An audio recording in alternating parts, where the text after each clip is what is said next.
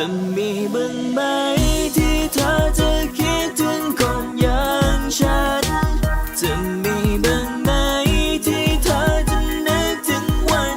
ดีๆที่เคยฝากกดติดตามกดไลค์กดแชร์กด Subscribe กดกระดิ่งเพื่อไม่ให้พลาดคลิปต่อไปสวัสดีครับมาอยู่กับช่อง The Rush Channel อีกแล้วนะครับผมวันนี้นะครับผมจะมาทำการวิเคราะห์ตัวอย่างใน EP ที่ 2 ของซีรีส์ The Gifted Generation นะครับผมก็ต้องบอกว่า EP ที่ 1 ผ่านไปก็รู้สึกว่าจะเข้มข้นกันแล้วนะครับผมแล้วก็มีคนเนี่ยได้ถามเข้ามาว่ามีนักแสดงเพิ่มเข้ามาใหม่จากตัวอย่างที่เราได้เห็นกันใน EP แรกเนี่ยมีเพิ่มมาใหม่2คนนะครับผมก็คือน่าจะเป็นรุ่นเดียวกับลีซึ่งเป็นผอ.สุพจน์นะครับผมในอดีตนั่นเองนะแล้วก็มีเพิ่มขึ้นมาก็คือเตนะครับผมแล้วก็น้ำตาลนะครับวันนี้เราจะมาพูดมาคุยกันโอเคไปพูดถึงประเด็นนี้กันก่อนเลยแล้วกันนะครับผมเมื่อเปิดฉากแรกมานะครับเราก็ได้เห็นตัวของลีนะครับซึ่งตอนแรกเนี่ยเราได้ดูตัวอย่างไปเราก็จะทราบว่าลีเนี่ยคือผอ.สุพจน์ในวัยหนุ่มนั่นเองนะครับเมื่อเขาเปิดฉากมาเนี่ยตัวของลีนะครับเขาก็มีการสลับสายแจ็คนะครับนี่น่าจะเป็นเครื่องเสียงสมัยเก่าเลยแหละซึ่งเขาก็ขยับไปขยับมานะครับแล้วก็เปิดเพลงขึ้นมาเขาก็เดินมาหาน้ำตาลนะครับซึ่งผมยังไม่ทราบว่านักแสดงคนนี้เนี่ยรับบทเป็นใครซึ่งน้ำตาลเนี่ยก็ถูกมัดแขนอยู่นะครับแล้วลีก็บอกว่าถ้าตอนนี้เนี่ยฉันมีแหวนฉันจะขอเธอแต่งงานเลยนะน้ำตาลก็บอกว่าแค่แหวนมันคงไม่พอแล้วเธอต้องการอะไรล่ะคงต้องเป็นโลกทั้งใบมั้งลีเขาบอกว่าเขาก็สามารถให้ได้นะครับสักพักนึงเนี่ยเตก็เดินเปิดประตูเข้ามาในห้องนะครับแล้วก็สลับสายแจ็คเนี่ยเปลี่ยนจากเพลงเนี่ยกลายเป็นคลื่นความถี่ครับซึ่งตอนนี้เนี่ยมันจะเป็นการบอกให้เราได้เห็นว่าคลื่นความถี่เสียงนะครับที่สามารถกระตุ้นเซลล์กิฟต์เนี่ยในตัวของคนเนี่ยมันถูกสร้างขึ้นมาตั้งแต่สมัยของผอ.สุพจน์ที่เป็นวัยหนุ่มแล้วซึ่งยังไม่รู้นะครับผมว่าเตเนี่ยเป็นใครแต่เตเนี่ยต้องเป็นเพื่อนรุ่นราวคราวเดียวกับผอ.สุพจน์นี่แหละมีคนบอกว่าเตเนี่ยน่าจะเป็นผู้พันพิเชษนะครับหรือรัฐมนตรีกระทรวงนั่นเองแต่ว่าถ้าใครได้ดูในตัวอย่างนะครับผมผู้พันพิเชษเนี่ยเขาอ่านใบสมัครนะครับของลีในวัยหนุ่มก็คือผอ.สุพจน์นะครับแล้วบอกว่าจากที่ดูประวัติแล้วเนี่ยมาระบุว่า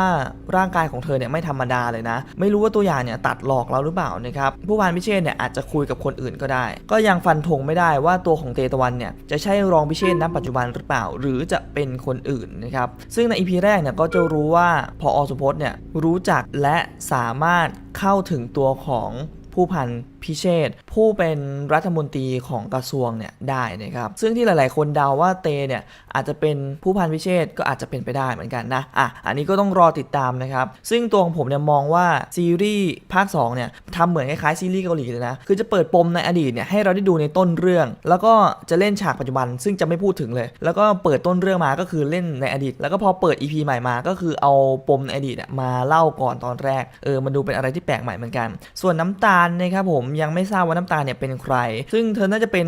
คนคนหนึ่งที่ถูกมาทดลองเพื่อให้กระตุ้นศักยภาพนะครับแล้วเตงก็บอกว่านี่มันคงไม่ใช่จุดจบของพวกเรานะและผอ.สุพจน์นะครับผมหรือลีเนี่ยก็บอกว่ามันไม่ใช่จุดจบหรอกแต่มันเพิ่งเริ่มต้นเท่านั้นเองโอเคนี่เป็นการวิเคราะห์ตัวละครที่เข้ามาใหม่นะครับซึ่งยังฟันธงไม่ได้นะว่าเป็นใครนะครับ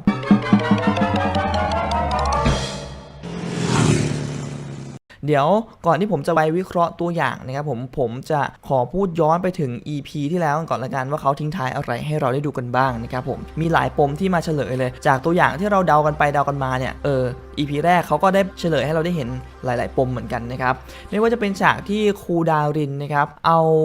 สารแดงๆเนี่ยมาผสมอะไรลงในน้ำซึ่งตอนแรกสิ่งที่ผมเดาแล้วก็หลายๆคนเดาก็คือครูดารินเนี่ยน่าจะผลิตยาที่สามารถกำจัดเด็กกิฟต์ได้กำจัดศักยภาพของเด็กซึ่งในภาคแรกเนี่ยมันมีแบบนั้นนะครับผมซึ่งผอ.สุพจน์เนี่ยได้หลอกว่ามันมียาจริงๆแต่มันไม่มีจริงๆหรอกแต่ว่าที่แท้จริงแล้วพอออกอากาศนะครับผมตัวสารสีแดงๆเนี่ยท่านพิเชษนะครับผมได้ส่งมาให้ครูดารินเนี่ยใช้กำจัดผอ.สุพจน์นะครับแต่คุณครูดารินเนี่ยก็ผสมสารเนี่ยตัวนี้ขึ้นมาจริงๆซึ่งมันน่าจะเป็นยาพิษนะเธอเนี่ยเหมือนจะไม่ได้ใส่ยาพิษนะครับผมไปให้ผอ.สุพจน์เธอเอาชา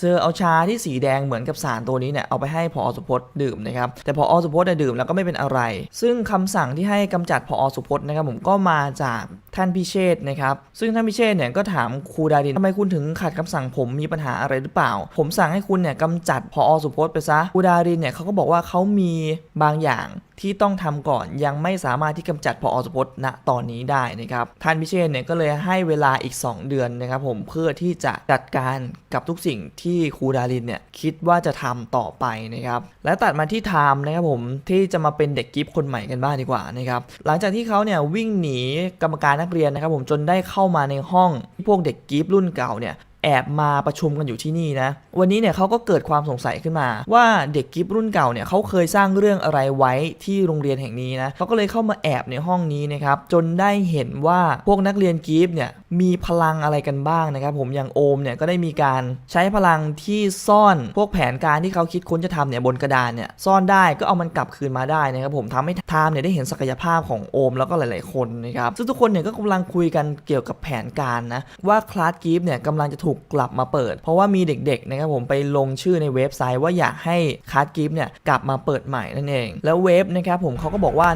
ในเมื่อคลาสกิฟต์เนี่ยกำลังจะกลับมาเปิดเราก็ต้องเริ่มดำเนินในแผนเดิมนะครับที่คิดจะทำนั่นเองซึ่งพวกเขาเนี่ยไม่ต้องการที่จะให้มีคลาสกิฟต์นะครับเพราะว่าคลาสกิฟต์เนี่ยมันเป็นอะไรที่เหลื่อมล้ำทางด้านสังคมไม่ว่าจะเป็นการแบ่งแยกชนชั้นของนักเรียนนะครับซึ่งหนึ่งในแผนการของเว็บนะครับผมเขาเนี่ยก็หยิบเทปขึ้นมาเทปตัวนี้นะครับผมเป็นเสียงที่ใช้กระตุ้นประสาทเป็นเสียงที่ใช้กระตุ้นศักยภาพของเด็กกิฟต์นะครับซึ่งก็เหมือนตอนแรกเนี่ยที่เริ่ม EP มาปุ๊บผอ.สุพจน์เนี่ยก็เปิดขึ้นเสียงเนี้ยแต่ว่าไม่รู้ว่าเว็บเนี่ยไปได้มาจากไหนนะครับผมแล้วเว็บเนี่ยก็เอามาเปิดพอเว็บเนี่ยเปิดนะครับอยู่ดีๆเนี่ยไทม์เนี่ยก็ร้องตะโกนขึ้นมาด้วยความเจ็บปวดนะครับซึ่งมันเป็นการกระตุ้นศักยภาพของไทม์ให้เกิดขึ้นนะครับแล้วทุกคนเนี่ยก็มาพบไทม์ที่ซ่อนอยู่ข้างหลังชั้นหนังสือนะครับและแปงเนี่ยก็เดินเข้ามาว่าบอกนี่นายเป็นเด็กกิฟต์หรอและ EP แรกก็จบลงไปว้าวเข้มข้นมากๆเลยนะครับโอเคเดี๋ยวเราไปพูดคุยถึงในตัวอย่างกันบ้างดีกว่าว่าหลังจากนี้เนี่ยมันจะเป็นอย่างไรนะครับ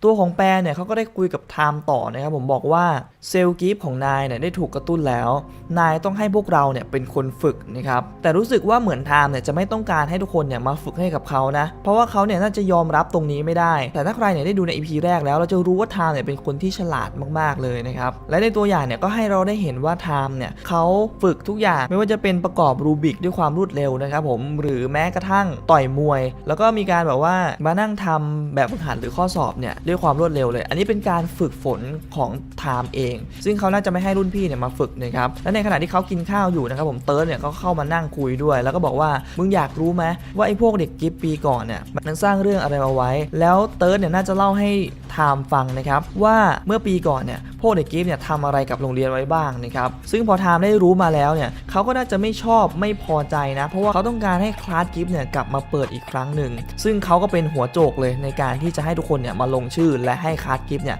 มันกลับมาอีกครั้งหนึ่งด้วยความที่ตัวเองเนี่ยก็อยากมีสิทธิพิเศษเนี่ยมากกว่านักเรียนคนอื่นนะครับซึ่งไทม์เนี่ยเขาก็แอบได้ยินมาบ้างแล้วจากที่เขาเนี่ยแอบเข้าไปอยู่ในห้องลับของพวกเด็กกิฟต์รุ่นพี่นะครับว่าพวกเขาเนี่ยกำลังจะทำอะไรกันในขณะที่พวกนักเรียนกิฟต์รุ่นพี่เนี่ยกำลังประชุมกันอยู่นะครับผมแล้วก็บอกว่าถ้าโรงเรียนเนี่ยเกิดไฟไหม้ขึ้นมาจริงๆเนี่ยทางกระทรวงเนี่ยไม่มีทางให้คลาสกิฟต์เนี่ยกลับมาเปิดขึ้นมาแน่ๆในขณะที่พวกเขาเนี่ยกำลังประชุมกันอยู่นะครับผมอยู่ดีไทม์ก็เปิดประตูเข้ามาแล้วบอกว่าพวกพี่เนี่ยคิดจะทำอะไรเนี่ยพวกพี่เนี่ยคิดที่จะทำมันอีกครั้งหนึ่งใช่ไหมประมาณว่าพวกพี่เนี่ยคิดที่จะต่อต้านคลาสกิฟต์จะปั่นป่วนโรงเรียนอีกแล้วใช่ไหมซึ่งในตัวอย่างก่อนหน้านี้นะครับผมตัวอย่างใหญ่ๆเลยมันจะได้มีฉากที่เราเนี่ยได้ยินว่าไทม์นะครับผมพูดว่าแต่สิ่งที่พวกพี่กำลังจะทำเนี่ยมันทำลายความฝันของผมและคนอื่นๆประมาณว่าพวกรุ่นพี่เนี่ยไม่อยากให้มีคลาสกิฟต์แต่ว่าพวกน้องๆเนี่ยต้องการให้มีคลาสกิฟต์เนี่ยเกิดขึ้นมันคือแบบความฝันที่ทุกคนเนี่ยอยากไปเป็นเด็กกิฟต์เนี่ยมันอาจจะพังทลายไปถ้ารุ่นพี่เนี่ยไม่ต้องการให้คลาสกิฟต์เนี่ยมันกลับมานะครั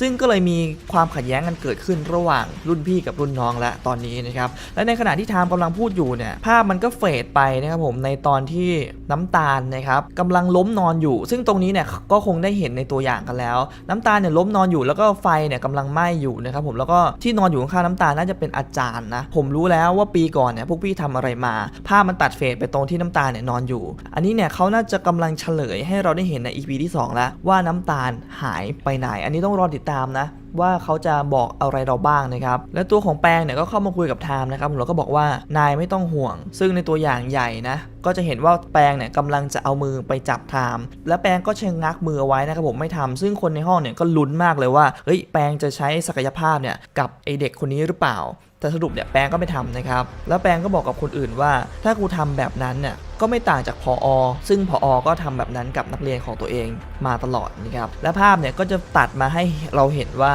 มีมนและอีกคนนึงน่าจะเป็นกรนะครับยืนอยู่ในห้องหนึ่งซึ่งในห้องนี้ก็จะมีพวกเหมือนจะเป็นสารเคมีสีเขียวสีเหลืองสีฟ้าอันนี้ไม่รู้ว่ามันเป็นสารเคมีที่ตอนแรกเนี่ยที่ในซีซั่นแรกเนี่ยผอ.เอามาฉีดให้กับนักเรียนเพื่อหลอกว่าเป็นน้ำยาลบศักยภาพหรือเปล่านะครับคือเขามาอยู่ตรงนี้เนี่ยเหมือนจะเป็นการเริ่มต้นแผนที่จะวางเพลิงโรงเรียนนะครับเพราะว่าฉากต่อมาเราจะเห็นว่าในตู้เก็บสารเคมีเนี่ยมันเหมือนมีแบตเตอรี่อยู่ก้อนหนึ่งนะครับผมอาจจะเป็นระเบิดเวลาที่จุดชนวนโดยรีโมทอะไรสักอย่างหนึ่งอันนี้เว็บเป็นคนทำหรือเปล่าแล้วอยู่ดีเนี่ยไฟมันก็ไหม้ขึ้นมาตรงไอ้แบตเตอรี่ก้อนน้อยๆนี่นะครับแล้วภาพมันก็ตัดมาตรงที่ไทม์เนี่ยพยายามที่จะเข้าไปในห้องหนึ่งไม่รู้ว่าไทม์เนี่ยพยายามที่จะขัดขวางหรือจะไป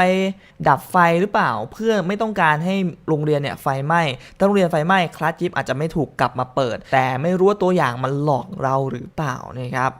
แต่ว่ามันมีฉากที่ไฟไหม้ตู้แบบบูมขึ้นมาเลยนะครับไทม์จะเข้าไปขัดขวางรุ่นพี่ได้สำเร็จไหมและพวกรุ่นพี่เนี่ยจะสามารถทำให้คลาสจิ๊บเนี่ยมันไม่ถูกกลับมาเปิดได้หรือเปล่าอันนี้เราต้องติดตามใน EP ที่2นะครับวันนี้เป็นการมาวิเคราะห์ตัวอย่างนะไม่ได้มาสปอยนะครับผมเพราะว่าไม่มีใครรู้เนื้อหาไปก่อนหรอกเดาไปมันก็อาจจะผิดนะครับผมเพราะว่านักแสดงเนี่ยได้บอกแล้วว่าเรื่องนี้เนี่ยมีการพลิกแพลงมากๆเลยนะครับวันนี้ที่พูดคุยก็มีปมของนักแสดงที่เข้ามาใหม่อย่างเต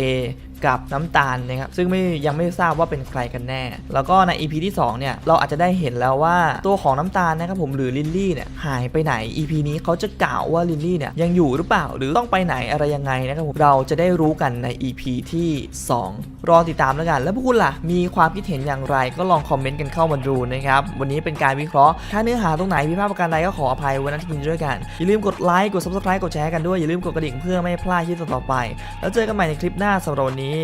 ไปแล้วครับ